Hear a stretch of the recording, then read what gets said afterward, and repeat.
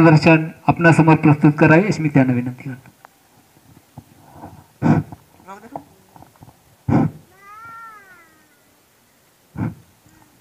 जिच्या विचाराच्या गर्भधारणेतून मातृसत्ताक व्यवस्थेचं स्वप्न अवतरलं गेलं ते सर्वांची माता जंगो रायताड. कपिल अत पापानी कम्मानी कर वाळून बुज्जेती शेही कम्मेही दुमेदो अग्गिद डो तप्पती.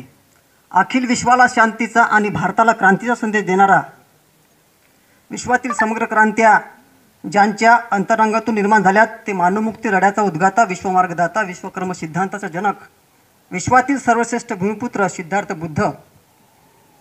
आपल्या आगात शौर्याने मनुवादी व्यवस्थेला आपल्या चरणी लोळणारा विश्वाचा दुसरा महानायक, धम्मनायक, चक्रवर्ती सम्राट अशोक.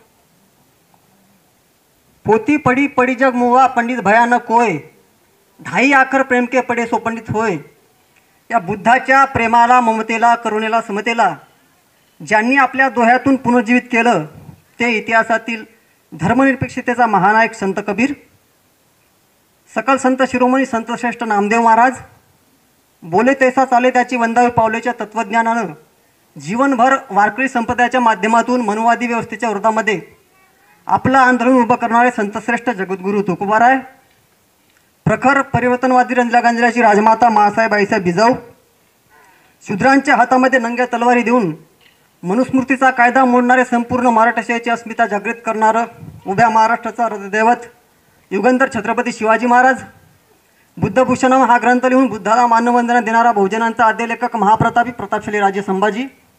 भारतीय समाजक्रांतीचे जनक, लोकशाहीच्या अग्रदूत क्रांतीसूर्य महात्मा ज्योतिराव फुले. सर्व स्त्रियांच्या उद्धारकर्त्या क्रांतिज्योती सावित्रीबाई फुले. आरक्षणाचे जनकच नव्हे तर संपूर्ण बहुजन समाजाचा मायबाप छत्रपती राजर्षी शाहू महाराज. संपूर्ण बहुजन समाजाला मनुवादाच्या दास्यातून मुक्त करण्यासाठी लढा देणारे खरे देशभक्त पेरियार ई.व्ही. रामास्वामी नायकर. कर्मवीर शिंदे, कर्मवीर भाऊराव पाटील. या देशातील एक चालतं बोलतं विद्यापीठ संत गाडगेबाबा. क्रांतीवीर जननायक बिरसा मुंडा, क्रांतीनायक तंटा भील. सह्याद्रीच्या रांगड्या देहावर शब्दाचं लेणं कोरणारा, शब्द सह्याद्रीतील वारणेचा वाघ. जगबद्दल घालूनही घावत सांगून गेले मज भीमराव. ही काव्यपंक्ती सदैव ओटावर ठेवून कामगाराची व्यथांत व्यथेच्या कथा जगासमोर मांडणारा साहित्य सम्राट लोकशाहीर अण्णाभाऊ साठे.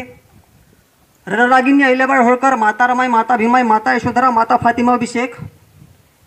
समता, स्वतंत्रता, बंधुता व न्याय या चतुसूत्री व्यवस्थेला धम्माच्या रूपानं पुनर्जीवित करणारा कोटी कोटी दलितांचा कणवळ पिता. अस्पृश्यांचे काठी वस्त्र स्वतःच्या अंगावर परिधान करून ज्याने स्वतःचे आयुष्य रक्तबंबाळ केले असे बहुजनाचे कैवारी, शूद्रातिशूद्राचे उद्धार करते. या देशातील तमाम बहिष्कृतांची, दुःखितांची दुःख ज्यांनी आपल्या काळजावर करून घेतलीत युगंधर, विश्वरत्न, बोधिसत्व डॉक्टर बाबासाहेब आंबेडकर.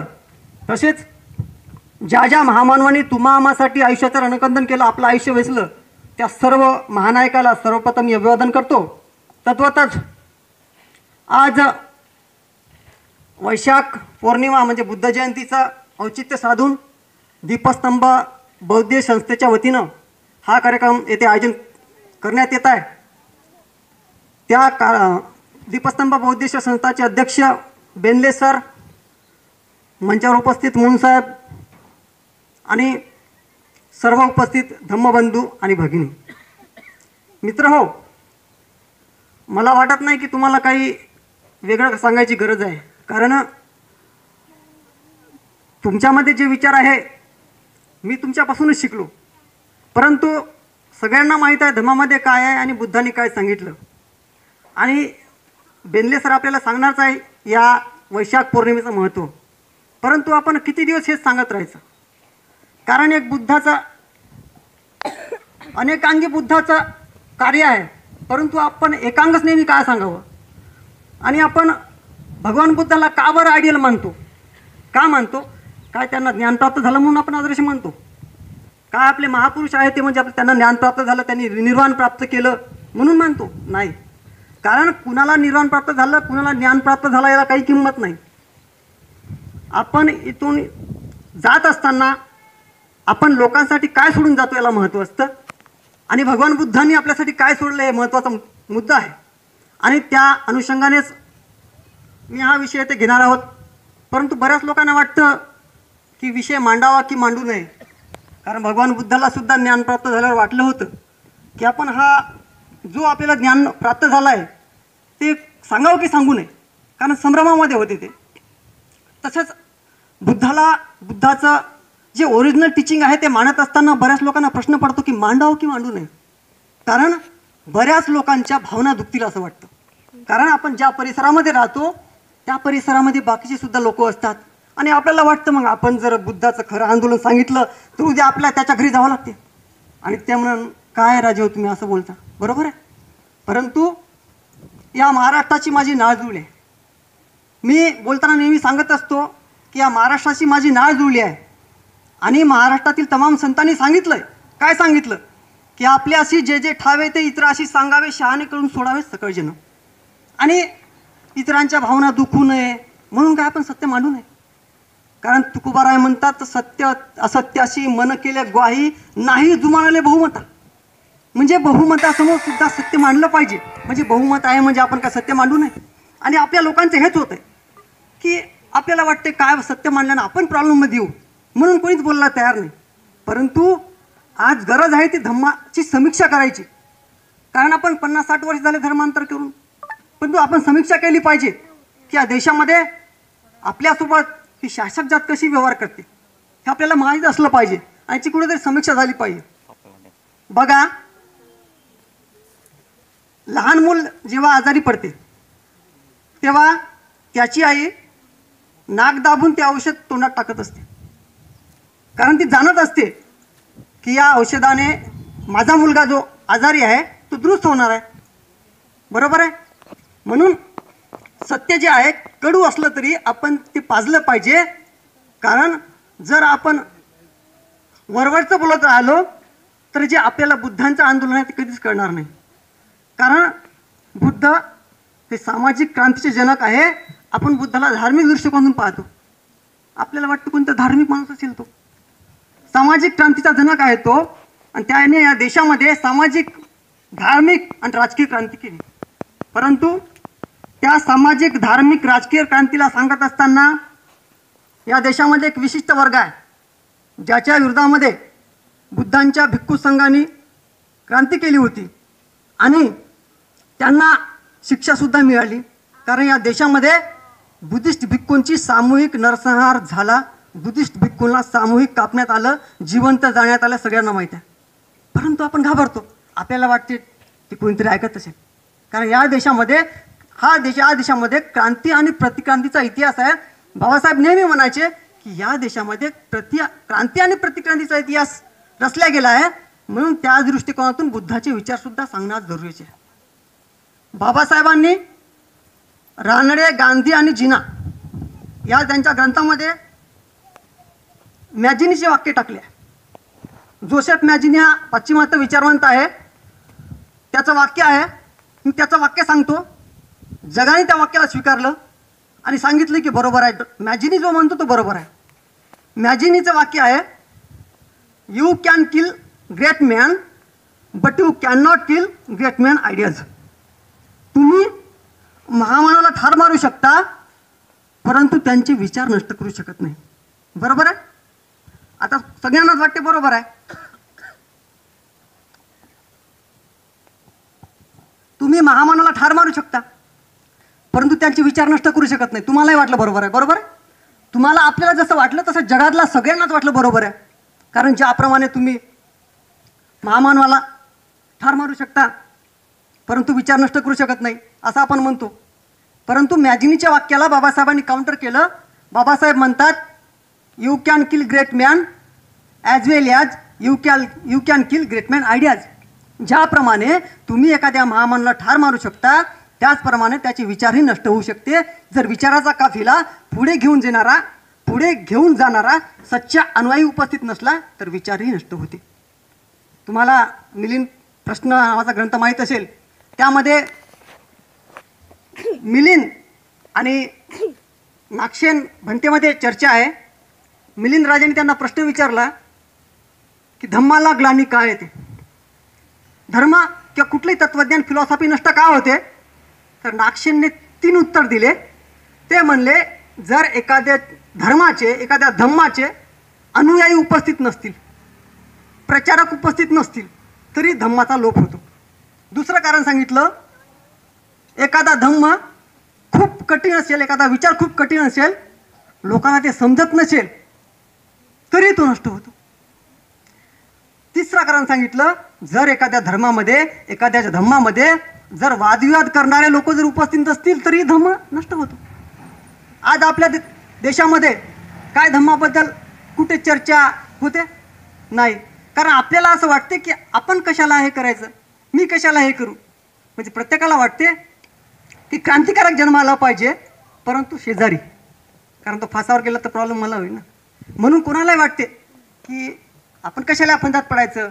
म्हणून आपल्या मुलाबाळासुद्धा आपण असे संस्कार करतो. आपण बोलत असताना टेजवरून बोलतो, परंतु जेव्हा आपल्या मुलावर संस्कार करतो, आपण म्हणतो दुसऱ्याच्या भांडणात पडू नको, कोर्टाची पायरी चढू नको, आपण भलं आपलं घर भलं, अंतरून पाहून पाय पसरावे. बरोबर आहे, सांगतो ना आपण, बोलताना म्हणतो असं करा तसं करा, परंतु घरी जाते जेव्हा त्या मुलाला जर असं शिकवलं तर तो कसा बनेल. मित्र हो, या देशामध्ये ज्या ज्या लोकांनी क्रांती केली, त्या त्या महामानवाच्या विचारामागे त्यांच्या घरचेच कोणीतरी उभं आहे. जर शुद्धधनासारखा जर माणूस नसता, तर सिद्धार्थ बुद्ध बनणं कठीण झालं असतं. रामजी सुभेदार नसते, तर बाबासाहेबाला बाबासाहेब बनणं कठीण झालं असतं. कारण संस्कार फार महत्त्वाचे आहे आणि संस्कारातून माणूस घडत असतो. म्हणून या बुद्ध जयंतीच्या औचित्य साधून आपण जे बुद्धाचे विचार सांगतोय, हे विचार कसे असले पाहिजे. पण आजपर्यंत बऱ्याच लोकांनी गुड विचार सांगले. गुड आणि राईट दोन प्रकारचे विचार असतात. एक गुड असतात, एक राईट असतात. राईट म्हणजे बरोबर असणं, गुड म्हणजे चांगलं. बरोबर आहे. लोकांना वाटतं बुद्धाचं आंदोलन म्हणजे सेवा करण्याचं आहे. लोकांना असं वाटतं बुद्ध अहिंसक माणूस आहे. बुद्धाचा तत्व अहिंसक नाही. अहिंसा हा महान सामाजिक सिद्धांत आहे, परंतु अहिंसा हे तत्वज्ञान जैन धर्माचं आहे. आणि आपल्या लोकांमध्ये गफलत होते. लोकांना असं वाटतं बुद्ध धर्म म्हणजे काहीतरी अहिंसेचं मान्य आहे. अहिंसा हा महान सामाजिक सिद्धांत आहे, परंतु बुद्ध अहिंसावादी आहे असं म्हणू शकत नाही. बुद्ध परिवर्तनवादी आहे. बुद्ध हे परिवर्तनवादी आहे, हे आपल्याला सर्वप्रथम कळलं पाहिजे. मग बुद्धाचं आंदोलन काय होतं बरं? बुद्धाला आपण का मानतो? तर बुद्धांनी या देशामध्ये ज्यावेळेस आर्यांचं इथं आक्रमण झालं, आर्यांनी हे चातुर्वर्ण तयार केलं. या चातुर्वर्ण्यामध्ये 4 वर्ण आहे, ब्राह्मण, क्षत्रिय, वैश्य आणि शूद्र. बरोबर आहे. आणि बुद्धाला सुद्धा म्हणतात की बुद्ध क्षत्रिय वंशाचे आहे. आणि आता DNA संशोधन झालं 2001ला, ब्राह्मण, क्षत्रिय वंश आणि वैश्य एकाच वंशाचे आहे. मग क्षत्रिय जर बुद्ध आहे तर मग ते तर त्यांच्याच वंशाचे होईल. बरोबर आहे. आपण याची कुठेतरी समीक्षा केली पाहिजे. तर बुद्ध क्षत्रिय कशी आहे आणि कुठले क्षत्रिय आहे? कारण बुद्धाच्या काळी गणतंत्र व्यवस्था होती आणि गणतंत्र व्यवस्थेमध्ये 20 वर्षाचं झाल्यानंतर संतागार म्हणजे पार्लमेंटमध्ये सदस्य म्हणून जर सिद्धार्थ गेले असतील, तर त्यांना या गोष्टी कळायला पाहिजे होत्या. सगळ्या गोष्टी आहे की नाही? म्हणजे बुद्धाला या गोष्टी कळत होत्या. आणि जे रोहिणी नदीच्या पाण्याच्या वाटमावरून जे संघर्ष झाला, त्यामधून गृहत्याग आहे, आपल्याला सगळ्यांना माहीत आहे. परंतु बऱ्याच ठिकाणी आपले लोक सांगतात की बुद्धाला एक म्हातारा माणूस दिसला, एक बिमार दिसला, मग त्यानं संसार काढला. म्हणजे आपलेच लोक अशी चर्चा करतात. जो माणूस मेंबर ऑफ पार्लमेंट आहे, त्या माणसाला ही गोष्ट माहीत नाही. जे माणूस संतागारचा सदस्य आहे, जे माणूस डिबेट करतात, आणि आपण म्हणतो की त्या माणसाला एक म्हातारा माणूस दिसला, 28व्या वर्षी म्हातारा माणूस दिसला, बिमार दिसला, आणि मग बुद्धाला वाटलं हे संसार काही चांगलं नाही, आपण कुठेतरी संन्यासी झालं पाहिजे. असं नाही आहे. बुद्धाने या देशामध्ये सामाजिक क्रांती केली. कारण बुद्धाच्या वेळेस आपल्याला एक गोष्ट समोर येते, ते कधी पहा, बुद्धाचं आंदोलन समजून घेत असताना, कारण बुद्ध हे वाचण्यामध्ये तुम्ही वाचू शकता. आंदोलन समजून घेण्याचा प्रश्न आहे की बुद्ध हे संघाचं नेतृत्व करत होते. विश्वामध्ये आजपर्यंत बुद्ध हा एवढा इंडिव्हिज्युअली मोठा माणूस निसर्गानं पैदा केला नाही. आजपर्यंत निसर्गानं बुद्ध एवढा इंडिव्हिज्युअल वैयक्तिक इतका मोठा होता की तेवढा मोठा माणूस आजपर्यंत या निसर्गाने, या विश्वानं पैदा केला नाही. तरी भगवान बुद्धांनी संघ बनवला आहे का? मग कारण बुद्ध तर इंडिव्हिज्युअली खूप मोठे होते. मग का बरं संघ बनवला? कारण जर आपल्याला एखादं मोठं काम करायचं असेल तर संघटना महत्त्वाची असते. जर मोठं काम करायचे असेल तर संघटना महत्त्वाची असते. 5 पासून बुद्धांनी या देशामध्ये मोठं संघटन निर्माण केलं. तुम्हाला माहीत असेल की सम्राट अशोकाने जेव्हा तिसरी धम्मसंगीती भरवली होती त्यावेळेस 60,000 बौद्ध भिक्खूला बाहेर काढलं म्हणे. जर 60,000 काढलं तर आतमध्ये 2-4 गुन्हे जास्त असेल तेव्हाच काढलं ना, नाही तर 60,000ला जे लोक हाकलून द्यायचे. 60,000 जर एकत्रित झाले तर म्हणजे याचा अर्थ भिक्खू संघ किती मोठा होता. मग बुद्धांनी सामाजिक क्रांती कशी केली? बुद्ध हा रणनीती माणूस समजून घेतलं पाहिजे. बुद्धाचं आंदोलन रणनीतीचं आहे, आपण समजून घेतलं पाहिजे. कारण आपण नेतृत्व करत असताना काय केलं पाहिजे हे नेत्याला माहीत असतं. तर बुद्ध नेतृत्व करत होते, बुद्ध सामाजिक क्रांतीचं नेतृत्व करत होते.